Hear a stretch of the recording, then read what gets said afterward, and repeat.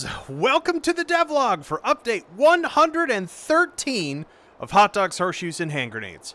We're going to start off as always with a quick sound check. Make sure speakers aren't up too high.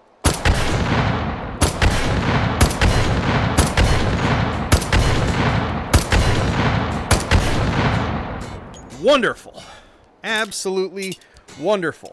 So what have we got for you this week? Well, we finally have an arm swinger jump and a push onto the main branch. And so to celebrate that, we've got a couple new toys and some big upgrades to our SOSIG outdoor fight panel that I know a whole bunch of you have been having a good deal of fun with. But before we get to the panel, let's take a look at our last couple toys for this update cycle.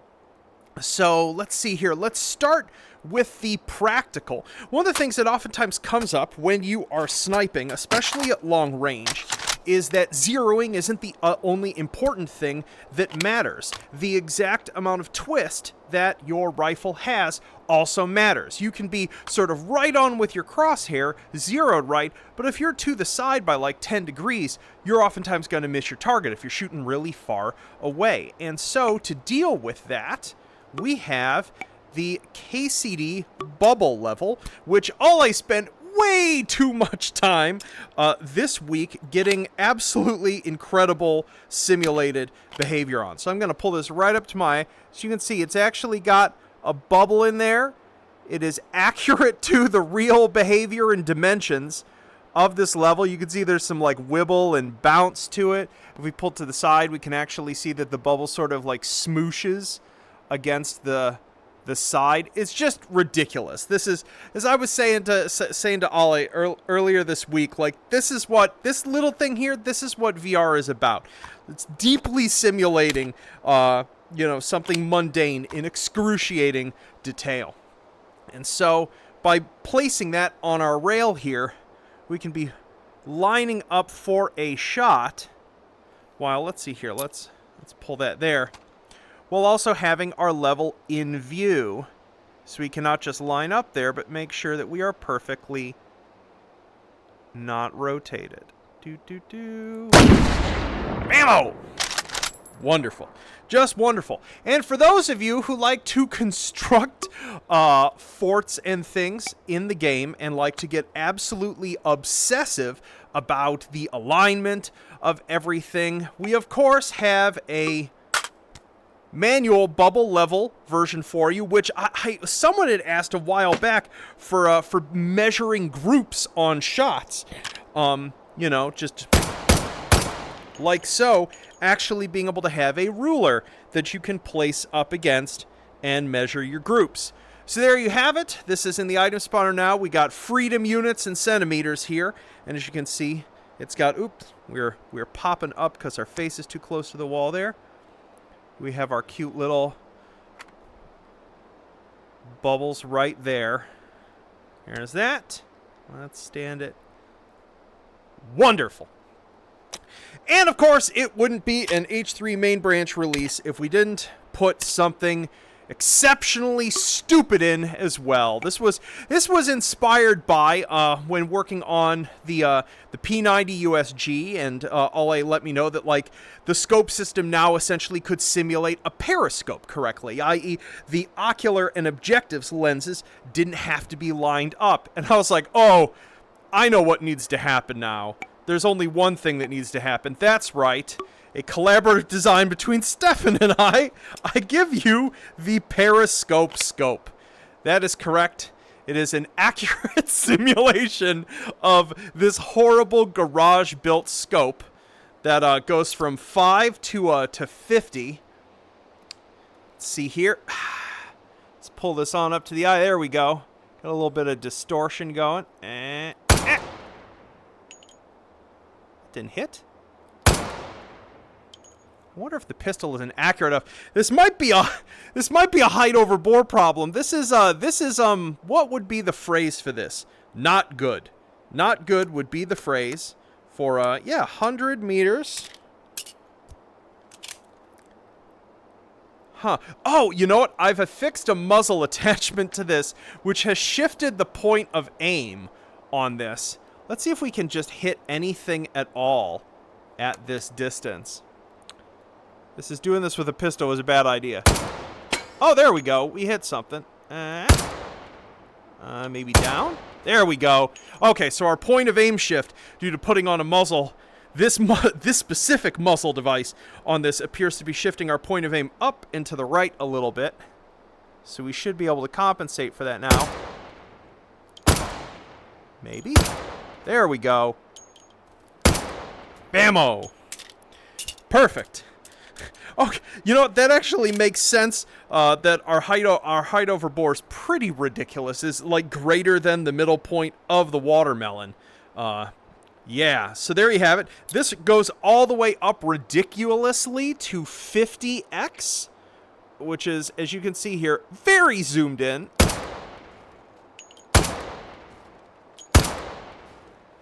I think this actually might be the highest magnification scope currently in the game. And I'm sure you're probably like, but I don't understand. The bullet can't shoot up here, so what's the point of this? And the answer is there isn't one, other than this made me laugh. And that's really all I need at this point. So there you have it. That is the periscope scope.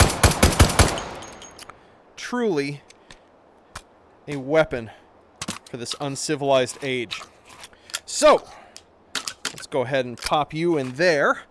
Let us take a look at... also, importantly, I also migrated over... Let's get ourselves a rifle of some kind.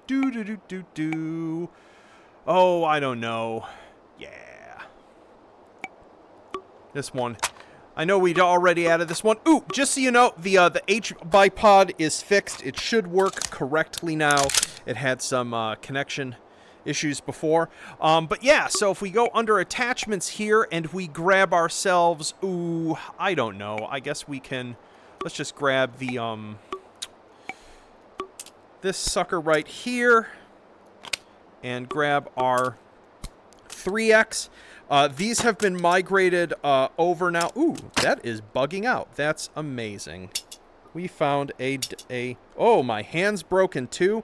This is fantastic. I might have to reload the scene. I can't reload the scene because I'm missing a hand. Incredible. Well, sadly, I just had to restart the application. I cannot show you how technically these 3X magnifiers now work and can flip back and forth and are using the new scope system, because clearly something is broken on this one to the degree that I lost my hand there, and well, I'm running in a build, so it's going to take me like a full hour to fix that and cycle through you know, my build system. But trust me, this now actually is migrated over into the new system, and it's great. So what were we doing before other than loading this shotgun? Yes, we have a upgraded SOSIG, it's called the Outdoor SOSIG Fight Panel. This is now a spawnable object. So if you go over to toys and tools over here, under utility, it is right here in the item spawner. You can spawn this in a scene, but obviously it's only going to work correctly outdoors because it raycasts down to find valid nav mesh to spawn SOSIGs into. We have a whole bunch of new functionality for it. There are explicit start and stop buttons on here. We have the ability to define SOSIG teams. By default, there are 4 teams in total. You can see that I have popped a default SOSIG into each if you don't want to futz with that. And you can select various SOSIG types to add them to a team to use. So just for example, with all of these 4 here, we can set 4 teams for our play mode. We can, the center point will be this panel. They should fight towards the opposing spot. Maybe start at 50 from each other. And I'm going to set alignment north. If you set all, what will happen is that they'll all just start spawning around each other. Whereas north means that team 1 will be at north, team 2 south, team 3 west, team 4 east. Over in play control here, my player IFF, i.e. my team, is none. If I want to be enemy to all of them, I would hit 0. But I don't. I want to just stand here while they fight for my amusement. We'll turn our health up a little higher just in case. And let's start the spawning. Beautiful. We have one from each team. Because if we go over to SOSIG teams right now, their max population is 1 at once. They're set to spawn forever with a spawn delay of 1 second. If we want to, however, let's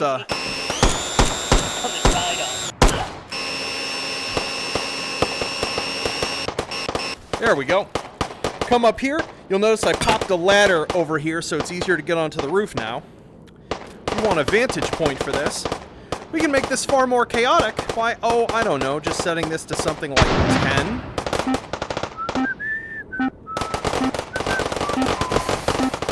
There we go.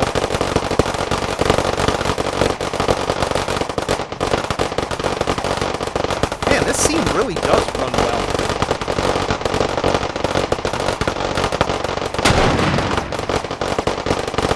Yes! Fight for my amusement! Oh, the grenades are coming out!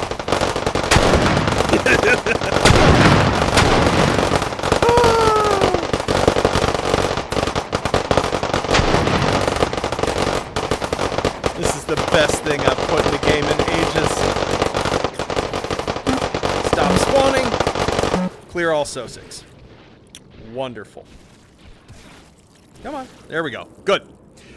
So yeah, so that is set up. So if you want, you could set yourself up, as I had shown last week, you can set yourself up a more sort of like static scenario where they just respawn in sort of static mode. You can have just an individual team, basically assaulting team versus team in 4 teams. The core difference here is that this is just one group of SOSIGs, this is 2 groups of opposed SOSIGs, and this is 4. So...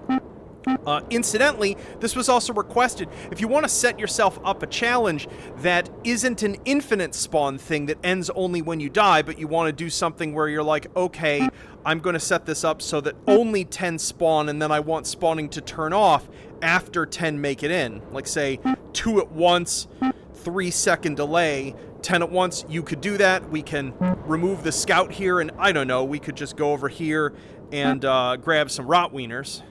And just throw on just, ooh, which ones do we, what do we want to use? What do we want to use? I don't even remember what these all, Hamfister, floater, yeah, beautiful. Play control, spawn mode, assaulting, and we can just have them come from all directions, fight towards the player. And... start. Let's see. Alright, cool. Come on down here. Pull out our lucky shotgun. Hey there, buddy. I'm over here, actually. Oh, here they come. Bam! Oh, no! I love this shotgun so much. I'll never tire of it. Oh, wonderful.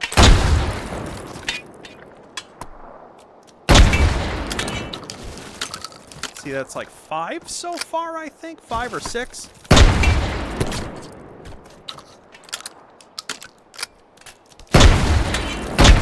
Oh, no! There we go. And that should be... oh, no, no. Wow. How did I miss?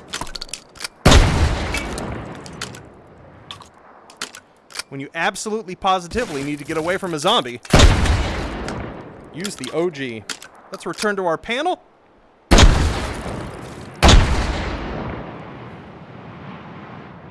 Wonderful. And there you have it. No more are going to spawn because we set our spawn limit to 10. And when it runs out, you'll see that it sets itself to spawning inactive. So, and if you just want to configure given SOSIG teams, you can click spawn single group. You know what? I should probably change that button to, instead of be spawn single group, it should be a spawn single group for each of the 4 teams. So I'll do that before the update goes out tonight. But yeah, that just about does it. So yeah, update 113 have scopes, have a whole bunch of fighting to do. Anywho, let's jump out of VR. I know you haven't seen my fat face in a while, but let's talk about sort of like what's going on and what I think I might work on next.